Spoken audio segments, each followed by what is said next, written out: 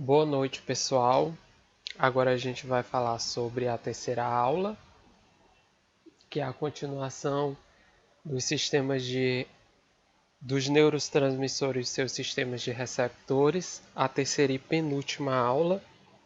A gente vai falar aqui sobre os receptores em si, os receptores adrenérgicos e os receptores colinérgicos.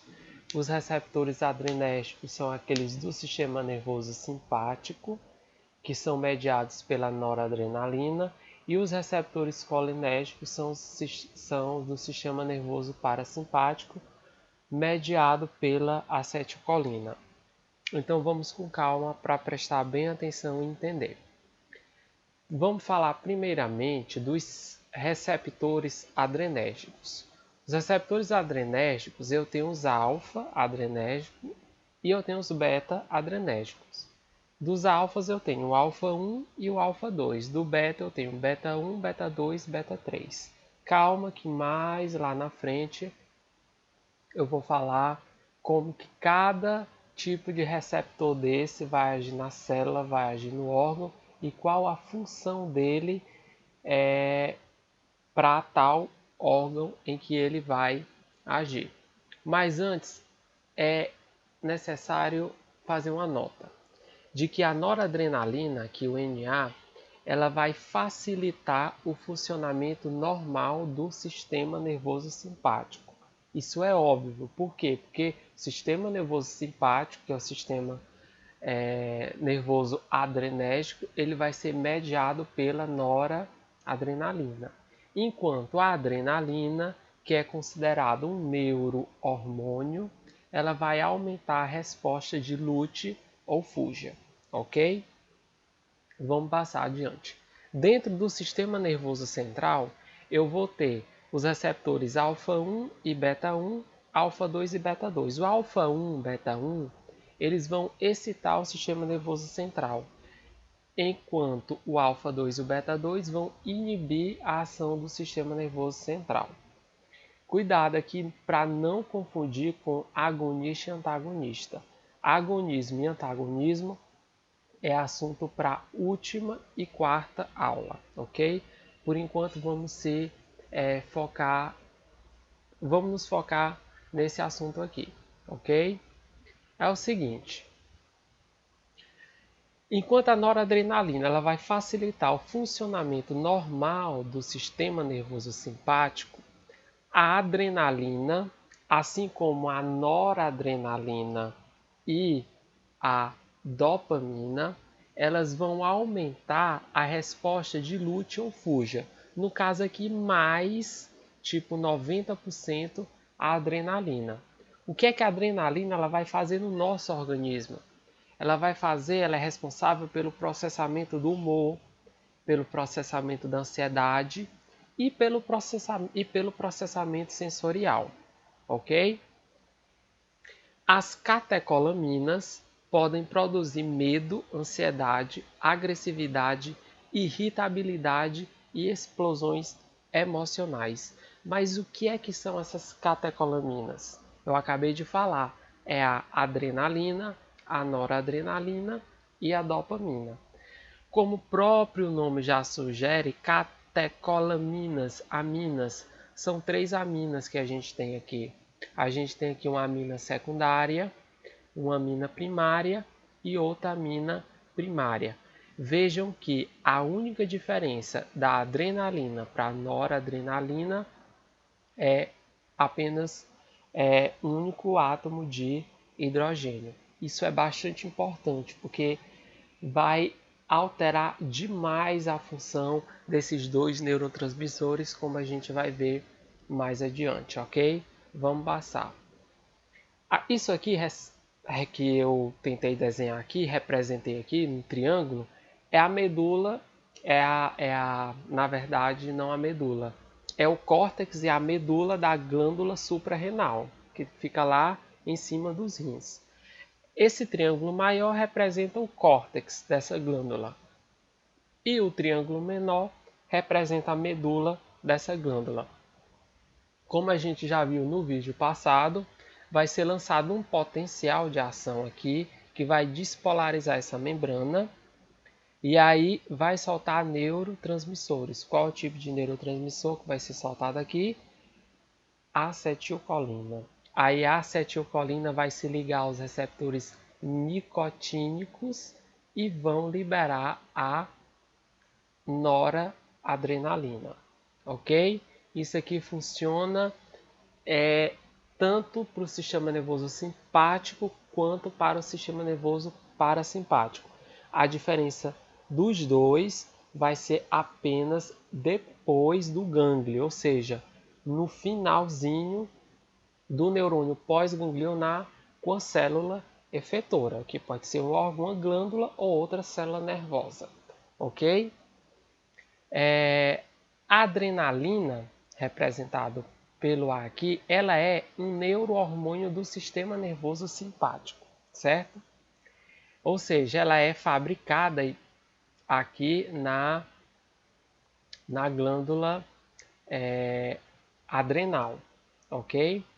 Então, o que é que vai acontecer aqui?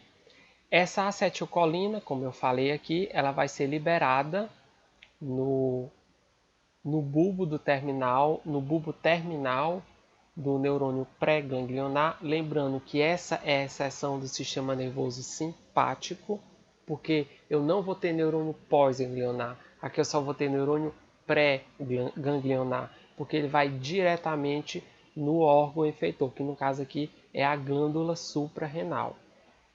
E ele solta diretamente a acetilcolina, que vai se ligar com a nicotina e vai produzir os seus efeitos, os efeitos que a adrenalina promove no organismo.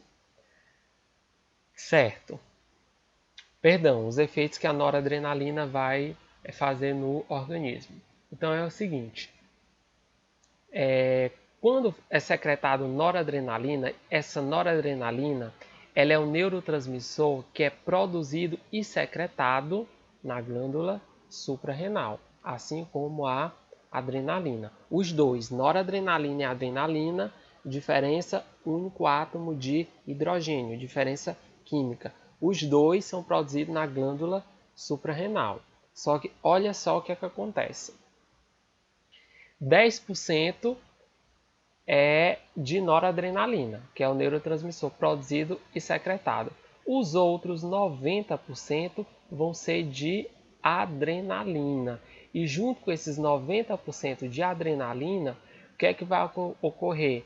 Vai ocorrer a produção, vem também produzido a enzima chamada de metiltransferase, que vai converter a noradrenalina, esse restozinho de 10% de noradrenalina, em adrenalina. E aí a adrenalina, ela vai, por sua vez, fazer os seus efeitos no organismo. Aquele efeito está aqui representado de estresse, de ansiedade, de medo, de dor, quando você está com exercício físico extenso, quando você está em ambiente frio, tudo isso vai ser promovido pela adrenalina, ok? Então vamos aqui adiante. Quando as catecolaminas, que são noradrenalina, adrenalina e dopamina, estão presentes em concentrações normais, em concentrações fisiológicas normais, o que é que acontece? A noradrenalina, ela vai estimular os receptores alfa.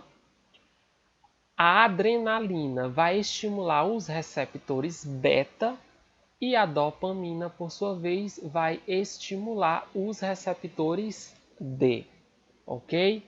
Importante que esta seletividade, ou seja, da noradrenalina estimular o alfa, da adrenalina estimular apenas o beta, da dopamina estimular apenas os receptores D, essa seletividade ela vai diminuir quando eu vou ter dose suprafisiológica administrada no organismo, porque ele vai essa homeostase que ocorre entre essas catecolaminas vai ser quebrada e essa seletividade ela vai diminuir, ou seja, a noradrenalina ela vai poder estimular receptor beta, a adrenalina vai poder estimular receptor alfa e por aí vai.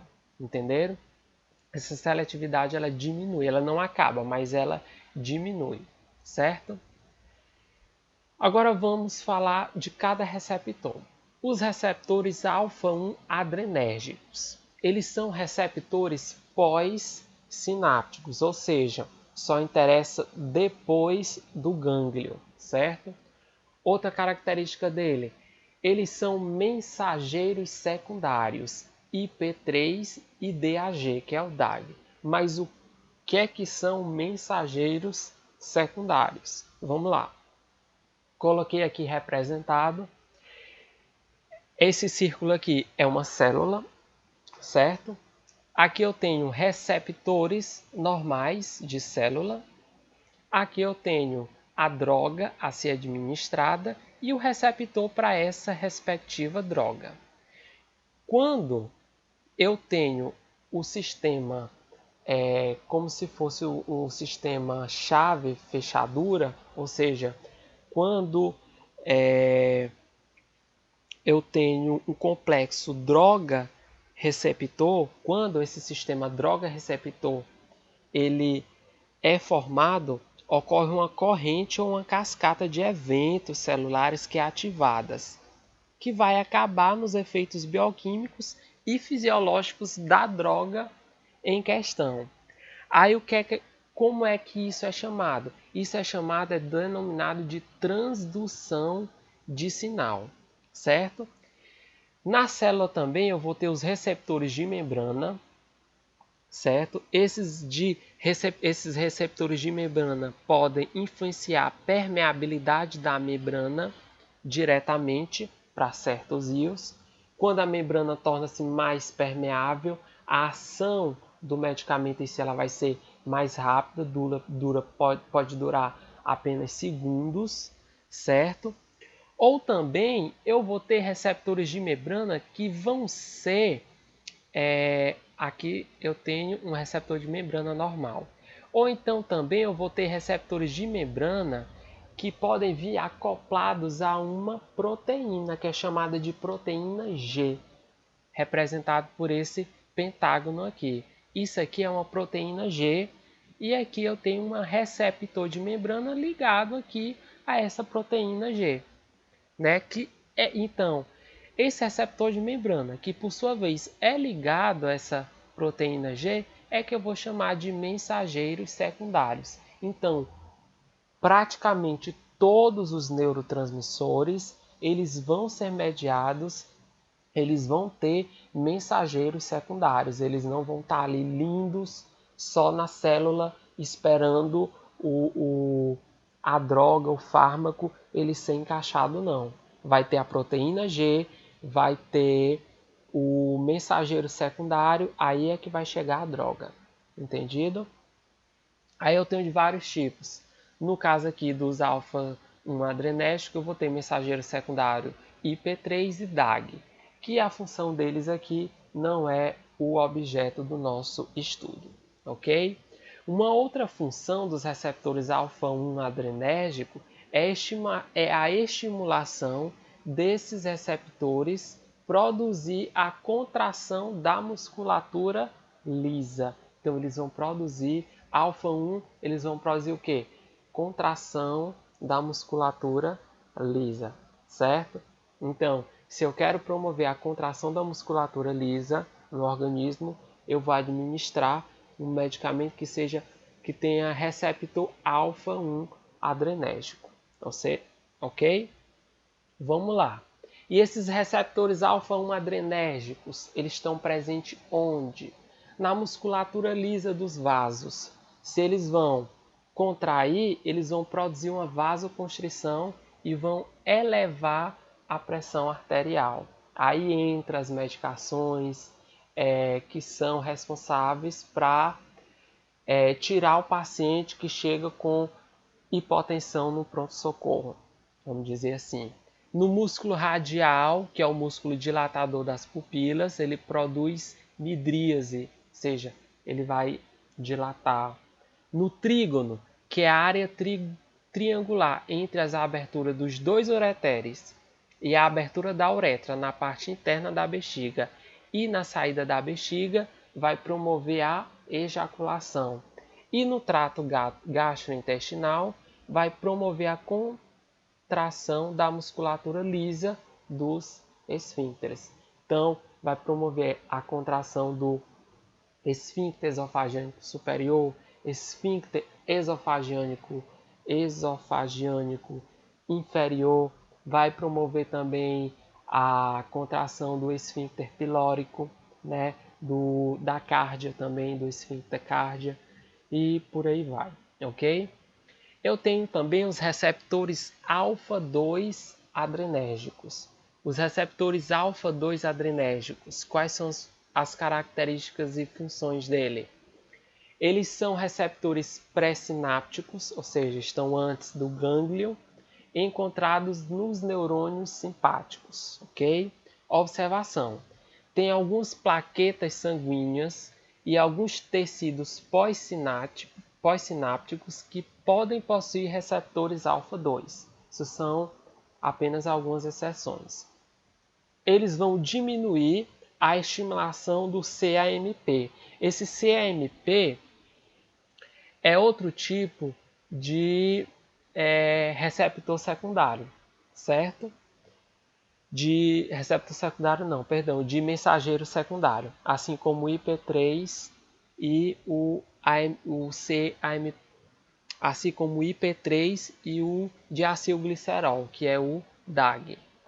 Qual a função dele? Eles vão inibir a futura liberação de noradrenalina.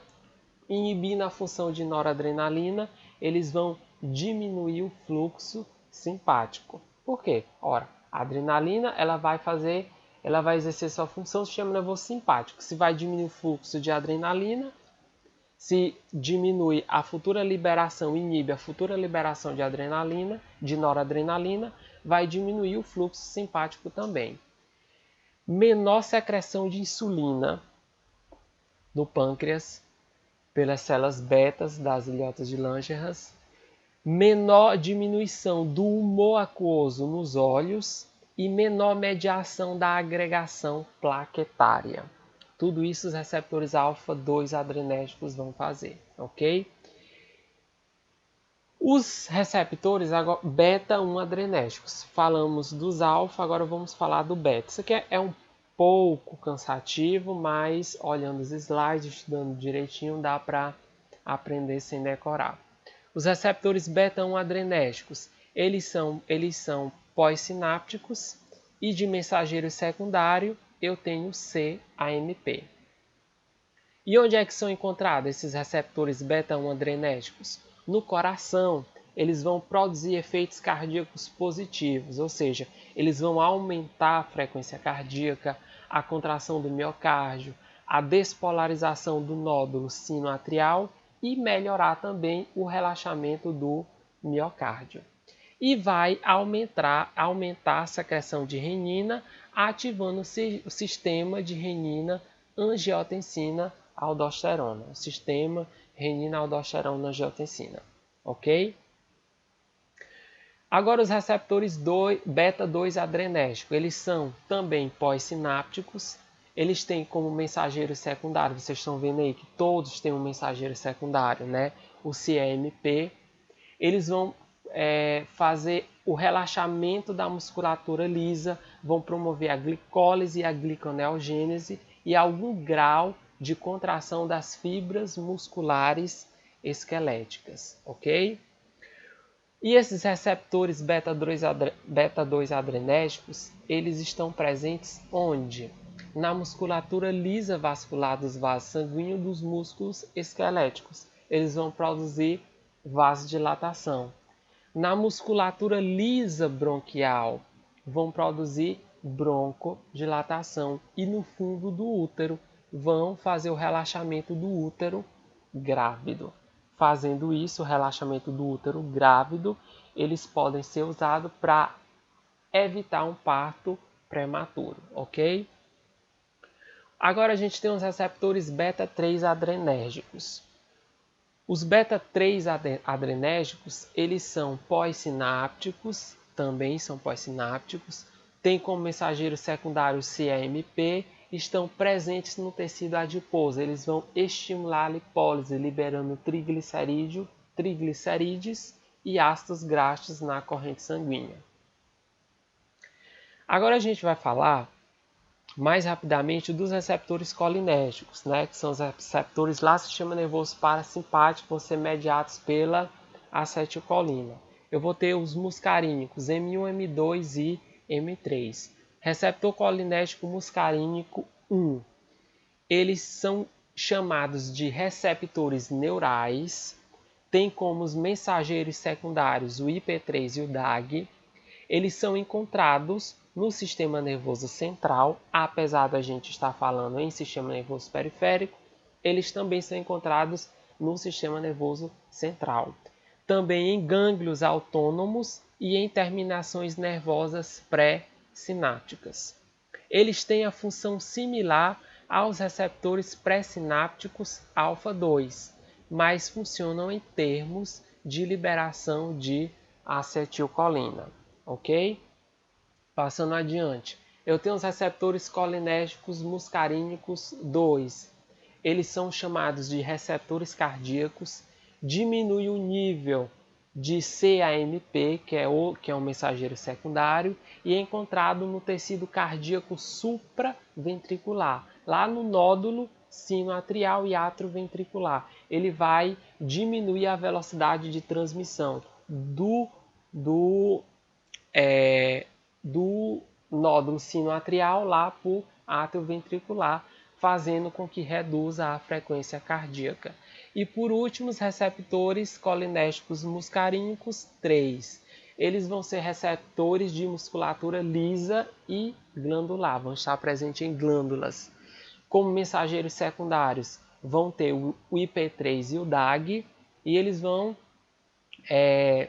na musculatura lisa e glândulas exócrinas, eles vão produzir a contração da musculatura lisa e estimulação da secreção das glândulas exócrinas. Então, por enquanto é só.